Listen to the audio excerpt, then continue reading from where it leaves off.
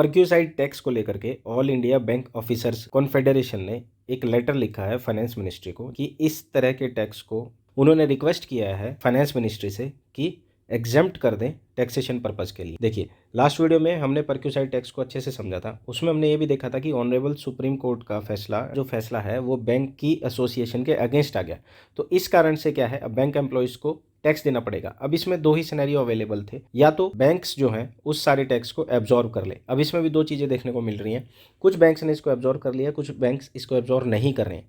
लेकिन अगर एब्जॉर्प्शन की भी बात करें तो वो परमानेंट नेचर की नहीं है। ऐसा बैंक्स ने नहीं बोला कि हमेशा के लिए हमने इस टैक्स को एब्जॉर्व कर लिया है और आगे से इस टैक्स को देने की आवश्यकता नहीं है।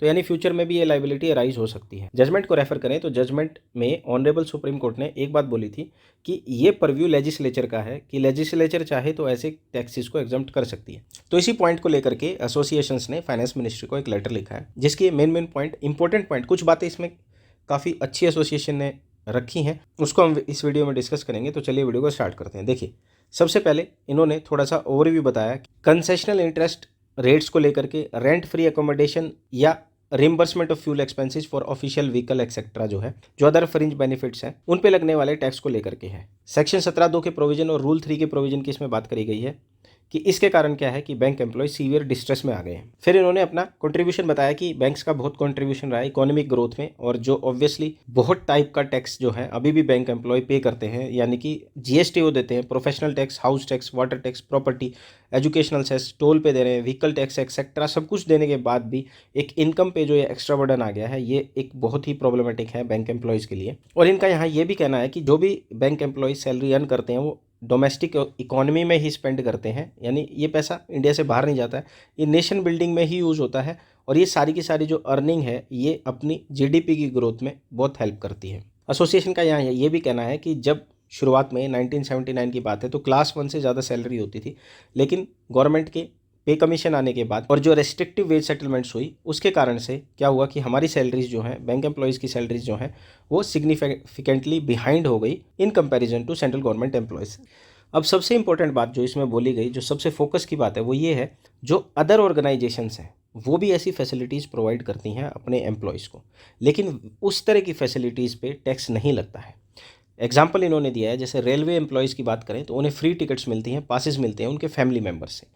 सिमिलरली टेलीकम्युनिकेशंस के जो एम्प्लॉय हैं उनको फ्री कॉल के बेनिफिट मिलते हैं, 0 मीटर रेंट मिलता है। और इलेक्ट्रिसिटी डिपार्टमेंट की बात करें तो उन्हें सब्सिडाइज्ड इलेक्ट्रिसिटी मिलती है। और सिमिलरली जो एजुकेशनल इंस्टीट्यूट्स हैं उनके भी बच्चे जहाँ पढ़ते हैं उनको फ्री में एजुकेशन मिलती है, और सिमिलरली हेल्थ केयर प्रोवाइडर्स को भी फ्री में मेडिकल ट्रीटमेंट मिलता है। यहाँ पर एसोसिएशन ये कंक्लूड करना चाहती है कि जिस तरह की एम्प्लॉयमेंट में हम इंगेज होते हैं उसके जो हमारे को बेनिफिट मिलते हैं वो हमारी पार्ट ऑफ एम्प्लॉयमेंट ही होते हैं, उन्हें अलग से सैलरी कंसिडर करके टैक्स ना माना जाए। यहाँ पर ये इम्प्लाइड है, आप देख सकते हैं। और सेकंड बात इन्होंने क्या बोली है कि अगर हम एम्प्लॉय को मिलने वाले बेनिफिट की बात करते हैं, फाइनेंशियल बेनिफिट की बात करते हैं, तो बहुत ही लोअर कॉस्ट का वो बेनिफिट होता है। सिंपली अगर हम अदर लोन्स की बात करें तो उसकी जो डिलीवरी होती है, यानी क्रेडिट डिलीवरी की हम बात करें, तो वो डिलीवरी कॉस्ट में उसका बहुत सारे खर्चे इन्वॉल्व होते हैं। उस लोन को एक कंज्यूमर तक पहुंचाने के लिए बहुत सारी पब्लिसिटी और मार्केटिंग करनी पड़ती है, और कुछ केसेस में वो लोन सिक्योर्ड भी नहीं होते हैं। लेकिन अगर एम्प्लॉयज़ की बात करें तो उसके केस में डिलीवरी कॉस्ट और जो रिस्क कवरेज है वो मिनिमम है, यानी उसको एम्प्लॉय तक देने के लिए कोई मार्केटिंग का खर्चा नहीं होता है। सिमिलरली वो सारे लोन सिक्योर्ड नेचर के होते हैं। अगर मैं इनसिक्योर्ड लोन की भी बात करूं तो वो इटसेल्फ सिक्योर्ड होता है, क्योंकि वो लोन आपकी लीन ऑन एम्प्लॉयमेंट और सुपर एनुएशन बेनिफिट्स पर लगाकर ही आपको मिलता है। यानी कल को अगर आप वो लोन पे नहीं करते और जॉब छोड़ देते हैं, ऑब्वियसली आपको बहुत सारे बेनिफिट मिलने होते हैं। वो बेनिफिट जो है बैंक उसको लीन कर सकता है और वो बेनिफिट आपसे छीन सकता है। यानी कि रिकवरी की भी बात करें और रिपेमेंट की भी बात करें तो वो भी बहुत आसान है, क्योंकि ऑब्वियसली वो सारे लोन्स जो हैं सैलरी से डिडक्ट होकर के आते हैं। इतना सब होने के बाद भी, बिना किसी रिस्क के होने के बाद भी, सारा का सारा बर्डन जो है बैंक एम्प्लॉयज़ पे इटसेल्फ गलत है, और इसकी वजह से बैंक एम्प्लॉयज़ जो हैं बहुत डीमोरलाइज फील कर रहे हैं।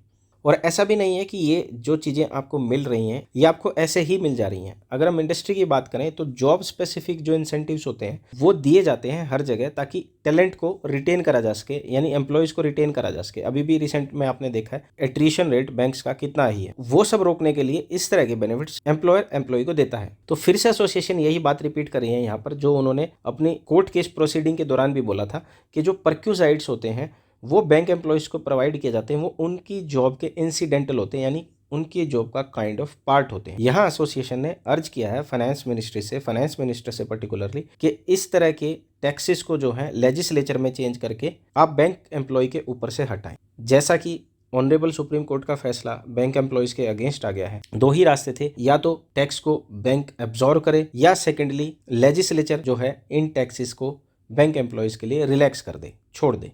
तो यहाँ एक रिक्वेस्ट में एक फेथ दिखाई गई है। एसोसिएशन को लगता है कि सच प्रोविजंस जो हैं उनको रिकंसिडर करा जाएगा। तो इन सारी बातों को देखते हुए एसोसिएशन ने अर्ज किया है कि अमेंडमेंट करी जाए सैलरी की डेफिनेशन में, इनकम टैक्स एक्ट को सेक्शन 17 को और रूल 37 को रिवाइज किया जाए और एक बैंकर्स को रिलीफ प्रोवाइड किया जाए, क्योंकि बैंकर्स ने हमेशा नेशन को सर्व किया है पूरी की पूरी डेडिकेशन के साथ, चाहे वो डिमोनेटाइजेशन हो, कोविड हो या कोई भी इम्प्लीमेंटेशन हो गवर्नमेंट स्कीम का। तो यहाँ ये एक बैंक एम्प्लॉयज़ का हक बनता है कि एटलीस्ट उन्हें इतना तो मिले। इस तरह की अनफेयर टैक्सेशन की प्रैक्टिस जो है वो मोरल को लो करती है, डिस्करेज करती है नए लोगों का बैंक में आने से। एसोसिएशन से होपफुल है फाइनेंस मिनिस्ट्री इस रिक्वेस्ट को कंसिडर करें। तो आई होप आज का वीडियो आपको पसंद आया होगा।